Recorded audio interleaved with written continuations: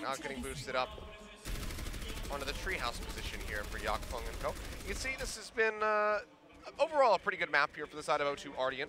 We're able to take down Element Mystic during their big reverse sweep with that pick. It's interestingly just Violet up on that secondary high ground. Makes it very difficult to kill him, which means he's always going to be able to have Discord orbs on his opponents.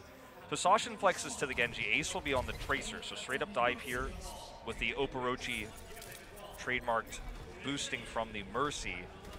But it's going to be tough to kill Violet, who will be able to Discord every target that shows their face. Here comes the dash, trying to sneak around the right side, making it tough to get those Discord orbs applied, actually, for Violet. They're not just going to be spraying away here into the side room. Deflection coming out from Sassin, but not really going to be getting any damage in, so not building up for that Dragon Blade yet. Trap going to be destroyed as Ivy nearly has a Riptire ready to go. Dive in from Jungmak here. Ivy goes down onto the low ground, still just spamming away, but he's going to go low and gets taken out. Sassin, however, will get trapped and gets killed by the passive. By the martyrdom, I guess you could say, if you guys have been playing COD in the past. Ivy going to get res back in as Violet goes down, and now Rain going to join him in the grave, so both supports going to be taken out. Riptire coming through will get rid of Oporochi, as Ivy also knocks Stand One out of the mech. For now, O2 Ardeont still trying to hold, but losing out on their tanks and their healers. This might just be point A going the way of the boxes. Certainly will. You know, it's cool to see Ivy put up such a great fight there, get the Riptire out, and obviously with this passive, which is very rare, gets the kill there with the trap placement. So very cool mechanical showcasing, but when you lose positional advantage here with this type of style with the Orisa Widow, you lose the point. So great time bank here for the boxes. Sashin only walks away with 43% of a Dragon Blade, unfortunately, or they could maybe try to make this a double, but they still have ult advantage. And you have to imagine Ivy will consider that switch away from the Junkrat pretty soon, especially because Brigida is such a great option here on point B against those Genji Dragon Blades that Sashin's trying to set up. Yeah, 30% left to go on that one, but Mbaba going to find the opening kill here on the Jungmak, which will force the Foxes back for the moment. Jungmak just a couple % away from that Primal Rage. Had he had it available, maybe we would have seen the all-in. Now O2 feeling feisty, going to start poking forward, looking for any kind of staggers, but seems like they're not going to be finding anything, so come up empty-handed. Valkyrie, you know, pretty early here as well. That's going to be pretty painful. That's one of their greater tools to push forward.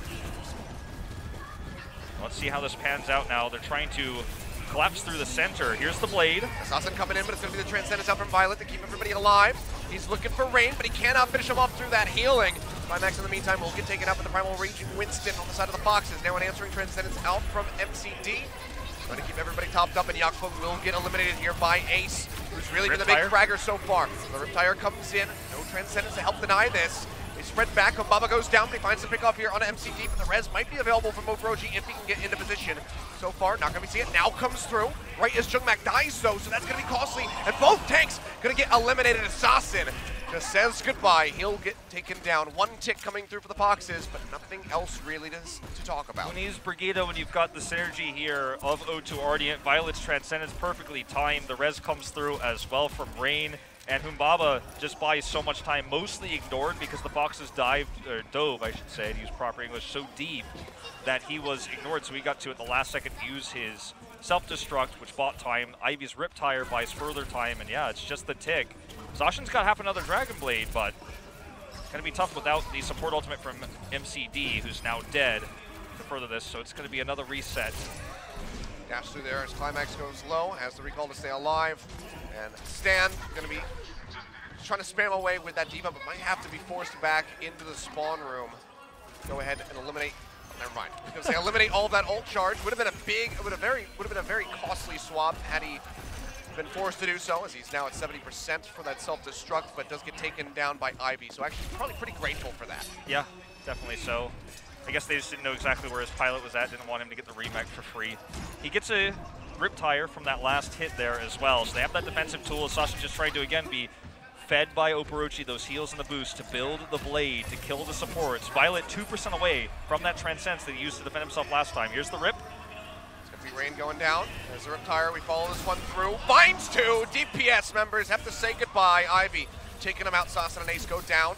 Climax still spamming away, looking for a kill here on MCD. Right as that Transcendence becomes available. If he can force it out, that'd be absolutely huge here for the side of O2 Ardeont with his defense. Mbaba gonna get knocked into the mech, but has that self-destruct to give himself back in. And they should be able to hold firmly still. Only 46.1% all that Foxes have been able to gain, and they are going to get killed on the exit. And the timing of the Riptire is the most important thing. He does it right when Valkyrie is popped, so you can't heal through the Riptire damage. Oporochi is trying to get the DPS into position to then, in the longer fight, get that Transcends you were talking about from MCD, so they can have this Dragon Blade that pops off once Ace and Sashin get into place. But the Riptire flanks around, wraps around the side through that hallway. So well played, so well timed, and Ivy just shuts this down. Now the Foxes don't have anything that can allow the DPS to get in position to pop that Trance and have the best Dragon Blade. They may just have to pop it early. They've still got 3 minutes left, but it's diminishing rapidly. Foxes might just have to dump every single ult into this push, but that's going to be a pulse bomb coming through. Stan goes low, but he's not going to go down. MCD, the Transcendence helps keep them alive. Violet firing away from the side, will push forward as the Dragon Blade comes down, but Humbaba has already been eliminated. But that's about all Sassin is going to find. There's that ult. Still spamming away. They're in onto the point, trying to take up as much as they can. They get rid of Rain. Ivy goes down, but no healers here for the side of the Foxes, so they might not be long for this world. Yeah, they can't really stick around. Bubble coming down, hoping to deny that explosive damage. Not really going to be finding much, and O2 Ardeont maintain control, draining the clock down to 2 minutes. Climax just trying to farm ult here as well. His recall's not even going to fully heal him. He's just going in there, being greedy. It's incredible how much Sashin was able to do with that blade regardless, but Violet, once again, with Rain there, they use their support ultimates to negate the damage. They out-sustain, they have the faster respawns. Sashin with the rare Sombra switch here. This can really open up a point, but it's going to take time. 1:45 is all they've got left. It's an old school pick for him, one that he was pretty weak on early in the season in Season 1, but by the end of it was well versed in. But again, it's the time element here that's really going to hurt them. And we've already seen Violet counter EMPs perfectly. He's countered Dragon Blades today, EMPs in the finals and in the semifinals. You're really reaching here with the Sombra pick, I think. Trap coming down defensively here to help protect Violet. And speaking of Violet, he doesn't need much protection. He is a weapon as he takes down Jungmak. Another kill for the Zenyatta God. Ace going low, has the recall, keeps himself alive, and Jungmak's going to be rezzed back in. Another Riptire coming through. Ivy not going to be finding anything this time around. Charge up to the top side as they try to take out Sassin, but he jumps back with the translocator to keep himself alive. And Baba getting jumped on, has the self-destruct ready to go, and has the toss went out. Bubble not available, already used by Jungmak. And he actually gets Ace of all people. He'll get taken down. Jungmak rejoining in onto the point, finds MCD in the back, can't pop the Transcendence fast enough to try to keep himself alive. He'll get burned down, and now it's 40 seconds remaining here for the Foxes. 57.5% is all they've been able to accrue this entire run. Worth it for Sasha to sacrifice himself to get this EMP. Timing doesn't mean anything in terms of 35 versus 0. They have one push left. That's really all that matters. I appreciate that he sticks around and gets the EMP because he's still going to be respawned. They've still got one more shot. That's all that we're going to have either way. Better to have it with the EMP right out the gate. So I appreciate that he sticks around to get that. Unfortunately, he died, but this is their opening. This is their opportunity. They don't have anything to pair with it. It's just going to have to be the hack allows him to do damage and win the tank war. He cannot die before this. He's going to do it very far away. It doesn't really catch much, but does actually find Yakpung, and he had the Primal Rage available, so now can't pop that. So this is going to be the opening that they need. But the respawn's going to come through so soon. They need to capitalize on this now. Yeah, they have the charge in. That's going to be the overtime actually taken down. Climax and Ivy both eliminated here, but Ace traded out as Violet finds yet another kill. Humbaba going low, has the defense matrix up to try to stay alive. Healing coming through as Violet pops that Transcendence. DPS members going to be rejoining here. The bubble down. Self-destruct comes through. Not going to be finding any pickoffs here for the side of the Foxes. They still haven't advanced the percentage bar yet. Violet poking back around the side. Gets a couple hits in onto Stan. Still spamming away, trying to keep everybody up alive as Humbaba gets taken out of that mech by Stan. Sashin close to another EMP too if the spike goes longer. They have to be aware of that. Jungmak going low, they get off the point. They don't tag back in. They were so low. Jungmak and Stan both so dangerously low. They didn't want to play forward. They were trying to get healed back up, but it can't happen fast enough. They step off. And I believe 57.5% is going to be the final count for the side of the Foxes. Yeah, a bit of a small mistake here that ends up costing them big. They had so many tools. They were winning the fight. They had the seesaw was tilting in their favor in that longer fight despite faster runbacks, and they were going to have another EMP. This is going to be one of those C9 moments that feels really bad when you review the tape. I will cut you off right there. That is not a C9, Wolf. They were not winning that fight. All you people, I know you're there. I know you're spamming that in the chat. Well, I mean, they were in control of the point for a little bit there, and the respawns are coming through. If they get the EMP, if they can survive a little bit longer, get that trance as well, like I think there's a chance they end up winning the fight, there's a chance, right? Like a really good chance. We already saw some crazy turnaround fights, you know, specifically from X6. So I look at this and I say, when you review the tape back in the team house, this is going to be a moment where, you know, the coach is going to be like, well, we need to be a little bit more aware of the overtime marker. I mean, stepping off the point here was because, like you said, they needed to push back to recover, but someone needed to be on it. Maybe it was Sasha. I'd have to review the tape myself to see where he was standing at that moment. We gotta get the slow-mo replay on that. Yeah, OGN style, where it's like, oh yeah, this is the part where he messed up. Yeah. Either way, not a massive mistake here, but it's gonna feel bad when you know that there was a chance you could get that EMP if you could have just bought a little bit more time. On the defense here, it's gonna be the same setup. With Zenyatta up on the high ground, as you can see, where from those left clicks coming through. Boosted up there with the Junkrat for Peel. Sasha is a good Junkrat player, and obviously living up to Ivy's Junkrat's going to be a tall order, a big ask, but see how well the execution pans out here as we see the attack come through. Ivy, the better Genji by far in comparison. And that's a terrifying prospect. Here. Behind the barrier, poison trap to follow up on the one that he just laid down, getting a little bit of percentage coming through, but has to go ahead and jump back. As O2 already trying to sneak their way in. Climax wrapping his way around, has to use the recall, jumps back into the side here as Ace goes up towards the treehouse spot. No one else joining in, finds a shot in onto Ivy, can't quite get the connection there. Ivy's just trying to kind of flank this and come in from a kind of unsuspected angle, but he's spouted by a stand one. Still a lot of damage done already here. But diving onto the high ground just gets rid of MCD and Ace.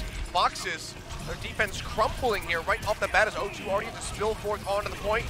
This might just transfer into a very fast cap. Climax gets rid of Jung Mak, and yeah, it's going to be all she wrote for point A. They crash the tanks into the front line, attention's drawn to them, and they split their DPS as Climax goes onto the right side high ground indoors, and then of course Ivy's flanking the left side from behind. And then because Genji has a dash ability, has more mobility, Tracer weakens the supports and the tanks when they come up to try to you know, peel for them. And then Ivy comes in and cleans the rest up. Really good play. Tanks to the front, DPS to the flank side.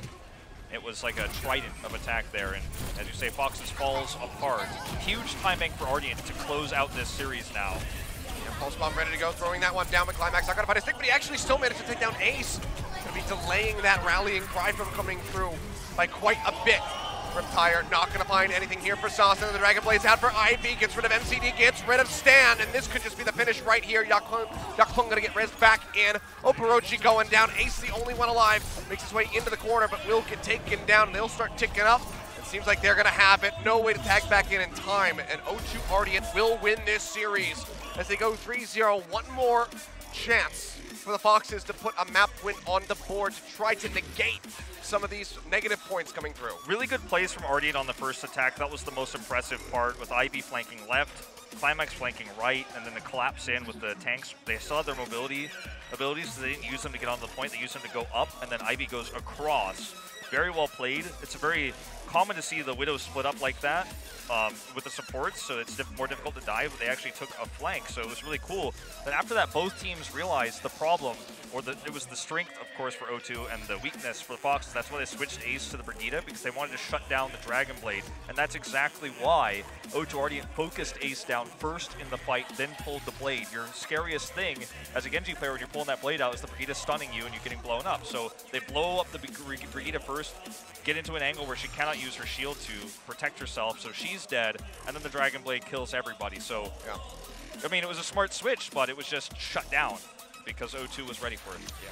Some weaker opposition here in the Foxes, but it's good to see O2 being more improved on Temple of Anubis, which has kind of been a bit of a polarizing map for them. They do have that 66% win rate going into that map, now going to be bumped up quite a little bit, but if you think back to the history of them playing on this, Element Mystic, they were able to take them down. They full held Element Mystic on Temple of Anubis, but then you go over to the grand final where they faced off against X6, they got full held themselves. Yeah. So looking dominant here on this map, seems like they kind of worked on their weaknesses. When it comes down to it, they stop Foxes from advancing into the second tick, and they take it very easily from there, and they get that series win. So wonderfully done by these guys. Seems like they really kind of mold over their weaknesses that they experienced in that 0-4 loss in the grand final, and they're coming back stronger than ever. I mean, it was just really, as well, one of the problems was inconsistency of Ivy, right? And yes. Even in the playoffs, he wasn't able to make it happen very well on this map. But I think that the real, kind of telling story here was how they attacked. They didn't take the straightforward approach. They didn't just try to all collapse and dive.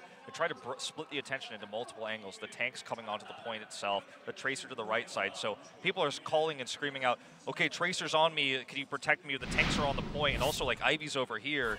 It becomes a very difficult thing to respond to. And we'll probably get a shot of it once we switch sides here after this. Ivy just, again, in most of these highlight clips, again, the traps have been hitting Sashin all night long, which is pretty rare, actually.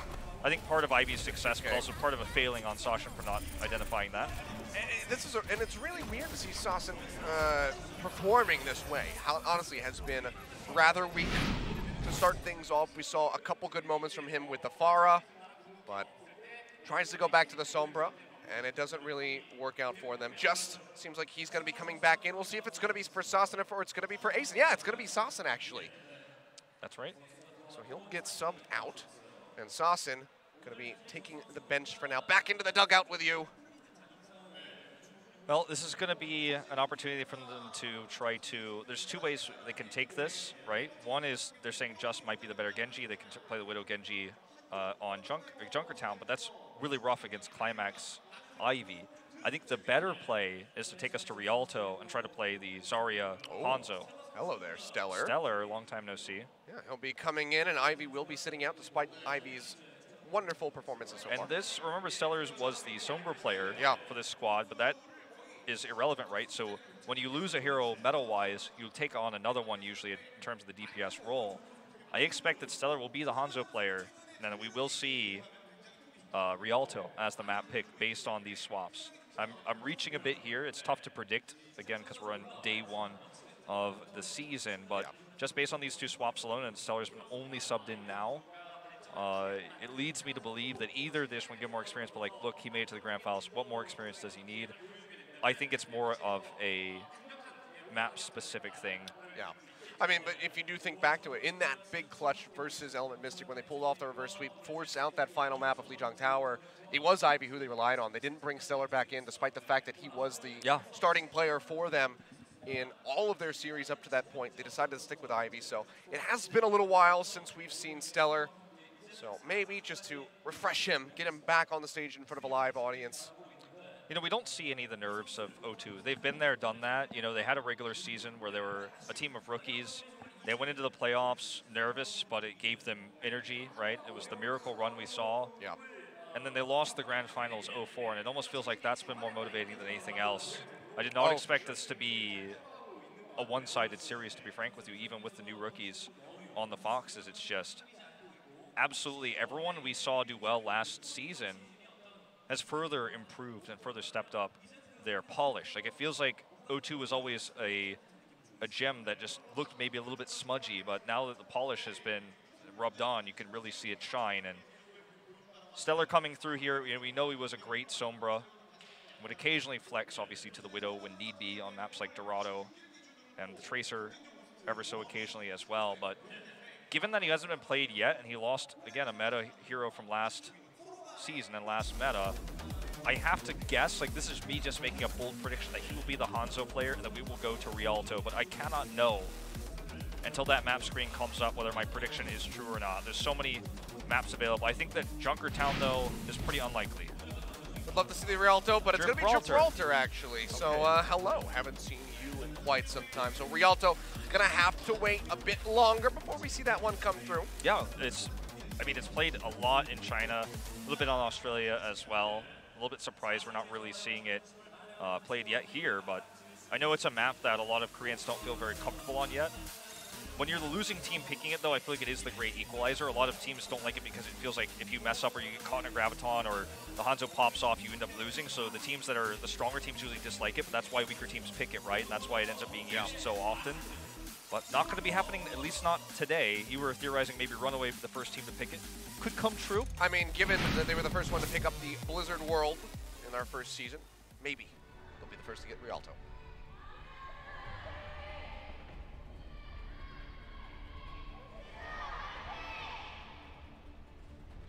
And here we go, final map of the night of the series. O2 Ardeont already picking up that 3-0 win, but have to play this out. It's all for the points. You can see, yeah, it's very one-sided as far as the record is concerned. Yeah. But only once. One map apiece, yeah. So not going to be the biggest indicator of skill and preparation. You can also tell that O2 Ardeont was able to get the 1-0. What that means is they got point A and then full held it right afterwards. So that just shows their experience on this map in terms of defense. Like, they have a strong defense despite their attacking power being a little bit weaker. Climax is going to have a field day here. Stellar will be taking a page. Oh, never mind. I was going to say he was going to take a page out of the Kongdu Panthera roster to run the Doomfist here, but he was just teased, and he's going to be on the trace. So this looks like more of a fun you swap. think you sneaky Kobashi. You're spotted out. A couple tags here as Ace jumps up onto the high ground pretty aggressively, but no one there to match him. Showing how you can use that double jump to actually get to high places pretty quickly. Showcasing his mechanical skills here. Zapping coming from Jugmac. So the trade-off here, Hanzo versus Tracer, is obviously there's more burst, especially for tanks with the Hanzo, but there's less mobility, so you have to be really well set up. You have to move as a group with the Hanzo. Ace will actually make the swap to Brigitte, however, as dealing with Stellar has already proven to be pretty frustrating. See, though, not much harass coming in from Stellar. Still going to be sitting at 19, now 20%. Whereas Climax, well, he's got an Emperor Sight ready to go. Justice still only a quarter of the way there. So the harassment coming through from Climax has been absolutely wonderful. I mean, he has the defender's advantage. We have to keep in mind that that's the case. But yeah, it's a slower moving composition for Fox. It's tougher for Just to get into position. They're trying to just hug this high ground to force control of line of sight, using the Brigitte as almost like a mini Reinhardt here, leading the charge. Well, they move them back. Yep. Charge coming through, forces the D.Va off. Climax dropping down low as he sees Just getting into position, trying to duel him out. Respecting the high ground. Very well played by Climax. The cart is starting to inch forward here, but I don't think the two Ardeonts too bothered by that. We'll go ahead, turn their sights down to the low ground. Charge forward here on MCD, but sees the backup coming through, so we'll just bail out of that situation. But Just has been eliminated, and Foxes are going to be halted at the moment as Climax feels free to push forward. The biggest power spike for them is going to be when they get the rally to then contest this high ground further and actually full commit to the dive to give Just high ground. So they just need to wait a little bit longer and make sure Ace can get some, left clicks in and maybe get another, I don't know what his swing is called, the chain attack. Oh, pulse bomb in from Stellar, looking for the finish there. Will force out the primal rage from Jugmac as they dive back in. Rally. Bring up this cart. Committed To early say the here rally too. will come through, just trying to keep them alive into the fight as they push forward, trying to shove O2 Ardeont back, but they're still taking a lot of damage here. Jugmac falling low, will manage to stay alive for the moment, and Ace manages to take down Violet. So a good pick off here, as he does have that Transcendence available. Yakupong in the meantime, Primal Rage going to be used by him. Stellar hunting down, looking for the Zenyatta. MCD going to go low, but has a Transcendence to keep himself alive, and Rain will be eliminated here by Just. Just has high ground, so easier to control this area. And you could see how much we saw Stellar struggle to get kills when the armor was up from the rally. It's just so difficult to one-clip people or to push them into lethal range with your left clicks when they have that armor. It reduces your damage. So, I mean, that rally, despite the fact that I thought it might have been used a little bit prematurely in that fight, did give them the armor they needed to shove this through and keep a pretty reasonable time bank. So very well played here at the end of the day. Ace is already 60% of the way to another one. And they do maintain a little bit of the passive armor, as you can see, even Oporochi holds on to that. MC just getting the E armor there. Foxes playing up on top of the dropship at the moment here. We'll force them down as Yakupong falls to about half HP. Stellar with the swap over onto the Hanzo. Going to be looking to break down these tanks as quickly and efficiently as he possibly can. Shots going into the shields of Ace. Bounces back up, and this cart is moving very quickly in towards completion here on B. A dive to the side. Jugmac looking for the finish there on a Climax, but the Transcendence keeps him alive right in the last second. Brings him back up, and MCD will get taken down. O2 Ardeont gaining control for the moment, but the card is still dangerously close to completion here on the B. There's still over 2.5 minutes left on the clock beside the Foxes. Res comes out on MCD. Self-destruct finds Stellar. Jugmac just smacking around Climax. Drops back down, trying to get him in the corner. Zapping him down. Will he be able to get the finish? Not yet. Still dangerously close when the pocket comes through, but while they were distracted trying to heal up the Widowmaker, Yakupong gets taken out, and Mbaba gets knocked out of the mech. Stellar's got a Dragon Strike, but it's just too late. Violet gets taken out by that shield bash at the end of the day. They're actually bleeding out members here at this point, so this is a fantastic push for the Foxes now. They're going to have a rally in just a moment as well. Oh, this is just giving free ult charge to Stan too. Humbaba might as well just jump off. So he'll make it back into the mech and he can retreat, so he'll get healed up. Probably give Violet that Transcendence since he's just 6% away. Yeah, he survives here, so small victory. They have the Dragon Strike, but it's going to be so tough to use it. When they come around the corner is their best bet. They can use it to push everyone off the cart as well in an overtime situation, but we're so far from that. We're going to see a Dragon Strike way before that happens. So tries the Sonic Arrow. This might be the opening where they could try to use the Dragon Strike to force everyone into a choke where they actually dive. He's dropping down. He's going to go ahead and toss it. Just a little bit into the ground here, but not the best finding angle. Any kills. Yeah, barely getting any damage in on the Jungmak, and he was the one sitting right up front. Transcendence coming out from Violet, trying to keep everybody alive. Pin comes through. Yakfin going to go down as Just takes out both of the tanks. Humbaba is going to be in that pilot form. Yet again, Just is finding his stride with this Widowmaker, helping deliver a victory over to the side of the Foxes. Still 2 minutes 45 seconds on the clock as the cart is just in front of point C, but Foxes, they know that they have some time. They want to regroup. They'll go ahead and kite back to safety. Yeah, as you say, they have a huge time bank to work with. I mean, this has been just push after push after the, after the first point was taken, they've had such good momentum here. Yakfin, where are you at? Out on his lonesome. He's going to have to jump back. Yeah, Primal Rage does come through, and he's just really going to be retreating. And Dragon Strike coming in, actually finds 2 kills. Stellar finally find an angle. Will get taken down by Just here with the answer. Climax pops around the corner and gets rid of that enemy Widow. For the first time, the momentum has been shifted here now, and that was a really nice angle. They abused the fact that with the Reinhardt Brigitte, there's just not a lot of mobility there, so Jungmak, there's just no way out. Like, he either charges forward and dies anyways, or just sits there and dies. So he's got the Earth Shatter available, and they do have Hanzo now with a switch here for Ace.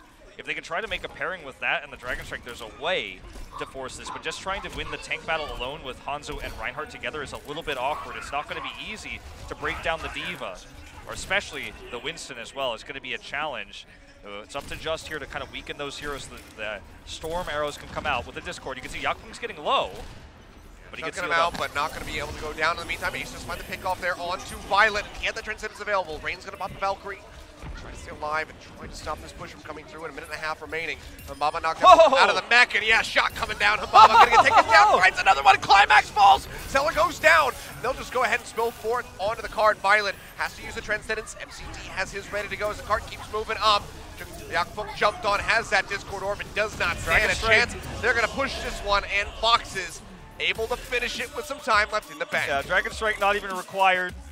If needed be, they could have just tossed it into the spawn there to prevent them from coming out of the gate. But finally, the Foxes gained full completion here. It was the momentum shifted when they were able to use that rally and then win the fight where Stellar couldn't find kills, and then they just never were able to regain footing. The switch to the Reinhardt was pretty intelligent as well to kind of go all in on the Brigitte composition. Yeah.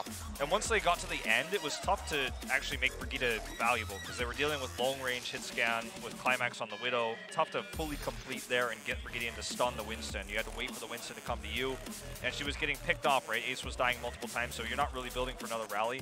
He made the intelligent decision to switch to Hanzo, and it was his headshots that got multiple kills there without Storm Arrow, by the way, on all of them. Some of them, but not all of them.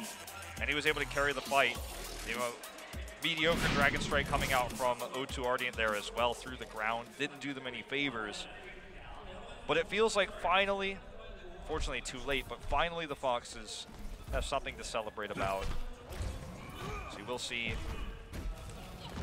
the switch from Ace, you have to imagine, probably to the Hanzo. Could end up being something weird here, but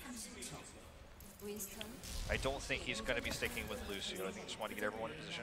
The Torbjorn, speaking of weird, would be an unusual way to start things off given they're not running a Risa. This could be intriguing. If they really want to commit in for the Torbjorn, they haven't swapped it yet. There's 8 seconds remaining, so it seems like this is going to be the play. Yeah, we don't know where it's set up either. Yeah, I'd love to get a cam on the Torbjorn rather than the dancing Winston. As cute as he is. Okay, swaps are coming down. He's going to be on the Hanzo now. Okay, that was weird. I'm not entirely sure where the turret was set up. It might have been right there. Yeah, really odd delay swap, but we'll be able to rejoin before it's really of any consequence. Now up onto the high ground here. 1 minute and 5 seconds is all the Foxes were able to complete with. O2 Ardeont. Got to be careful versus Ace here because he has high ground and he can jump down on the tanks. Obviously trading out with Stellar here, just being an even trade, but you need to be careful with where their tanks are because Ace is looking to Storm Arrow them with the Discord Orbs there. As you can see, the target is going to be Yakpung. Yeah, throws those down, gets one headshot tag in, but he gets pooped forward and he will go down. Yakpung play up. Gets that kill, opening things up a bit here for the side of O2 Ardeont, and Overwatch, of course, not going to be able to really get in range to get that res off. Another kill coming in as Jungmak falls. Already 2 picks coming through as Stellar chases in, and Foxes are going to kite back for the moment. We'll see if they want to tag in. Nope. Just going to let this cart roll through. So 5.5 minutes for the hangar phase for O2 Ardeont. A very strong first push. Yeah, Ace making the switch again to the Brigida. Means they're going to be struggling in the tank wars until, of course, Yakpung goes in, and maybe they can use the stun to change things. But an interesting swap, given there's no dive on the side of O2 Ardeont outside of the tanks. I think the Hanzo might have been a better choice, even though they're, at this stage, they've lost control of the high ground. But it means that Widow can actually just abuse more for Climax. Would have been a really great shot if he could pull that one off onto Just. Doesn't find it, but instead has this back angle, trying to rip apart the members of Foxes. Looks for the flick there, sees that Just has popped up onto the high ground. Self-destruct from Mama actually finds Overwatch. That is going to be huge. In the meantime, a trade back as Violet goes down, but Rain might be able to get in a position to get that res off. Climax another headshot in onto Jungmak. Takes him low, but the Primal Rage is almost available. Will he have it in time? No, he won't. Humbaba cheats forward, gets rid of the enemy Winston. And now you can see Yakpung just chasing in, gets rid of Ace, just keeping everybody on the side of Foxes contained. The tanks are having a problem on the side of the Foxes because Stellar is just doing so much burst to them, which means that they cannot threaten or contest Climax without risking their lives. The Brigida did nothing. And now it's just a free push as Ace makes the switch to Tracer to try to deal with the Hanzo. Didn't feel, I guess, confident in the Hanzo versus Hanzo, but it cost them big. Brigida accomplishes nothing against the Widow on the high ground. You have to contest the tanks with the Hanzo to then win that high ground with your tanks. They did not do that. Now Stellar's just going to, again, control the tank war, as you can see here. He's got the Dragon Strike, but he's holding it. Drops down, Primal Rage coming in, trying to get the corner onto him. But he manages to get that final swipe. As both DPS players will get taken out as well as the healers. So this is going to be basically a team wipe coming through onto O2 Ardeont, but they still have numerous ultimates ready to go and 5 minutes on the clock, as you say. So beating 1 minute and 5 is looking like a bit of an easy task for them. The Tracer pick here is better than the Brigida pick, but it feels like the proper counter is to actually just grab your own Hanzo. They have the old disadvantage, they know it. Stellar's just threatening right now. He's not actually going to commit to the Dragon Strike until there's a better opportunity, probably for contest. That's the ideal situation.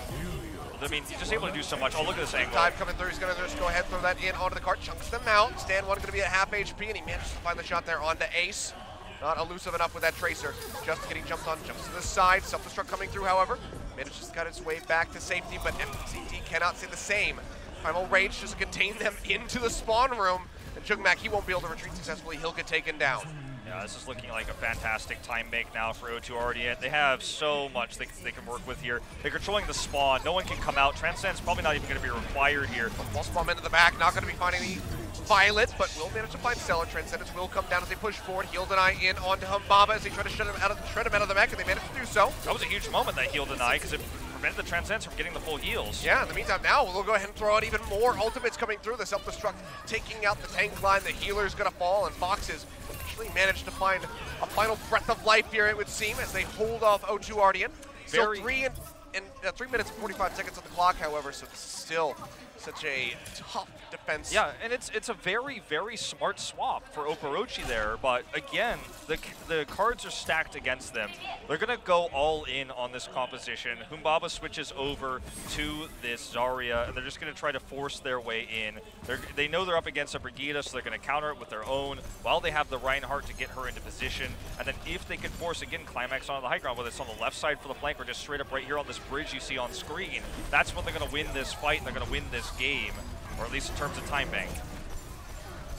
Violet trying to build up for that next Transcendence as Jungmak goes in deep here with a Primal Rage. Getting some smacks in on the Yakpung with a hammer, beats the fist, it would seem. You can't dive that. You're going to die every time. And he commits anyways. He pays for it with his life. That takes him down, and now O2 Ardeont just going to go ahead for to regain control of the cart. It's moving up right now. It was unhindered for the moment. now going to be contested. MCT does not stand a chance. Humbaba not even 90% on that charge, but still just rips everybody to shreds. Graviton Surge, a bit of a party while he tosses it up into the air. Knows that they're just going to go ahead and close this one out. Drops back down in onto the cart. Very nicely timed. We'll just go ahead, be MCD pushing forward with the Transcendence. They take him down. Jugmak cannot step forward, and they will get the completion here onto point C. You know, we were, or I should say I was, I'm not going to loop you into this. I was wrong about the Rialto pick, but I was right about Stellar playing the Hanzo, and they have a better understanding of how to use Hanzo to win tank battles, and it seemed like Ace just gave up at some point, realizing I am the inferior Hanzo here. I don't want to fight that straight up. I'd rather just go back to the Comfort Tracer, try to flank him, try to Pulse Bomb, which a few times he did. But otherwise, they just had a better understanding how to force this in. I mean, Humbaba comes out on the Zarya, and we just still see the dive coming through from Jugmak, and that's just not going to be what's going to work against Reinhardt, Zarya, Brigitte. You're going to get stunned, burned down by a high-energy Zarya, and swung at, or potentially even charged. In this case, it was just a swing coming through from Yakpung that ended his life. And they have a much better time bank now, and clearly better understanding of how to play this map with the Hanzo. It just feels like after such a great start for the Foxes, it must be depressing now knowing that they've got 65 seconds to push through. Do we finally see it? I mean, probably not, but at this point, you know, you've got some flexibility. I don't think we will, because it's I think best against the just straight up triple tank with a Brigitte and Widow, or against the Genji. They're holding it for now. It looks like they want to keep it. If you build a Meteor Strike, you can end the push, especially there at the end on contests. But he is going to switch. He's just trying to tease us. He's like, I got more than one new hero on my roster. I'm like, nah, it's just the Hanzo, actually. Yeah. Well, Foxes, not much time to work with here. 40 seconds remaining as Just goes up high, looking for the pick, finds Violet, but Rain should be able to move over and get that res off. Already on it. We'll pick him up. Just not able to read peek to try to deny that coming through. Meantime, Climax trying to poke out where he can, but the bubble is costing him quite a bit of harass here. Poison Trap not finding much, and Fox is going to be dropping onto the low ground as he gets ready to round the final corner here on the approach to A. Ardeont still on the high ground, now dropping down into the back, looking for MCD. He's going to get pocketed, but it's not going to be enough, and now both supports have just isolated themselves into this tiny side room. Yakpung going low, but it's not going to be enough to finish them off. They'll go ahead, they'll get both supports, they'll find Just as well. Rain will go down, but Ardeont still going to be in control, and no one is on the cart. That's just going to be it. The members of Fox is chasing way too deep. You see Jugmak, he's in the hangar. Not going to be there, and just going to be a complete mental disconnect between the team members. It's tough. I mean, as you say, there's the mental disconnect. When you have a time bank that's this inferior, we were talking 65 seconds only on a map we're pushing through that kind of the car wash, I guess is what it's called in terms of callouts. Pushing through the car wash is very difficult to do without ultimates, and when you can't build those and your team's not all on the same page, like, you're not going to get a strong push. And even 240, I believe it was, that O2 has to push now is not the greatest time bank. 226. Okay, close enough, yeah. But 14 seconds, give or take. But this push is also, you know, tough to get through this and actually get to this point. Like, 226 is not a guaranteed win. But with how well O2 has been coordinated and how they've shown clear understanding of how Hanzo wins the tank battles, like, you have to assume that it's lights out, it's 4-0. You know, we go home 8-0 for the night. But let's see. Don't want to count the chickens before they're hatched. Will be the Climax Genji is being shown here. Don't know how real that actually is. They're both role swapping here. I think that would be making quite a statement. Humbaba shows the Roadhog, and this is certainly a comp that we've seen work before. Even before the Hanzo rework, we have seen Hanzo in comps like this. Look at that value on the poison. Yeah, 41%, but insignificant as an ultimate in terms of damage in the grand scheme of things. Still, nice to grab that for free. Coming around the side there, just tag in onto Climax. Just misses the headshot, so not going to be taking him down. Would be a nice slow down to the push here from the side of O2 Ardeont as they get ready to move into the car wash, as you call it. Yeah, it's tough to get on top of Stellar, you know, or Climax when the tanks are so well positioned, and if you try to send your tanks in without a Hanzo, you lose, because they will be storm arrowed, they will be discorded, and they will be blown up. Knows how difficult it is for Stand 1, even with the armor he's given from Brigitte. He just can't contest versus the damage. They're going to dive the high ground. This is a good idea. Yeah, they jump in there. There's going to be Rain getting taken out, but they lose their main tank for this. Still have Ace and Stand alive. So Ace takes a bit of damage, but manages to retreat safely. I mean, they stop it for now. Stellar builds up to 90%. He was the one who was getting all that tank damage done. Spots out the Widow. Yeah, body shot coming through. He's going to have the Dragon Strike to just force this through if he survives. Nearly moved forward. Does have it ready to go. Does he want to throw it? Not yet. Would be a great zone back. Honestly, almost a guaranteed win here, unless the D.Va can devour it with the defense matrix. She just used her matrix to devour the Sonic Arrow. That's why he didn't get vision. Yeah.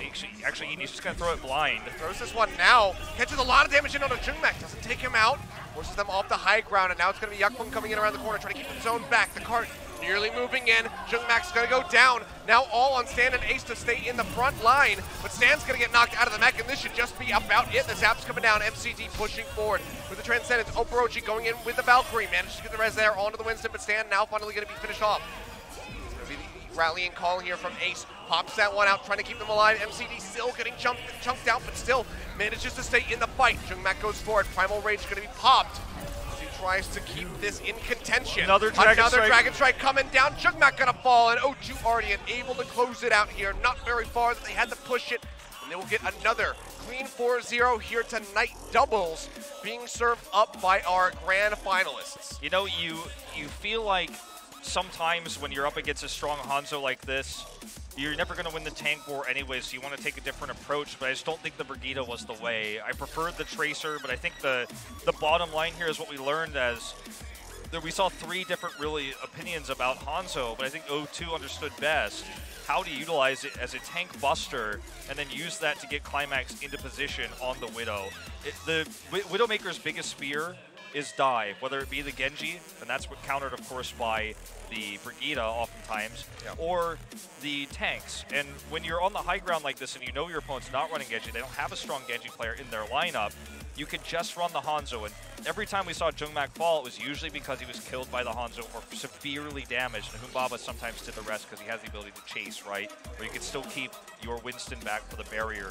And they just dominated Gibraltar and several of the other maps as well, especially Numbani, with this better understanding of how to utilize the Hanzo. And there you have it. As you say, the second 4-0, our finalists both taking wins here in separate groups, but one-sided match here. The second one, you have to argue, might even have been more one-sided than the first.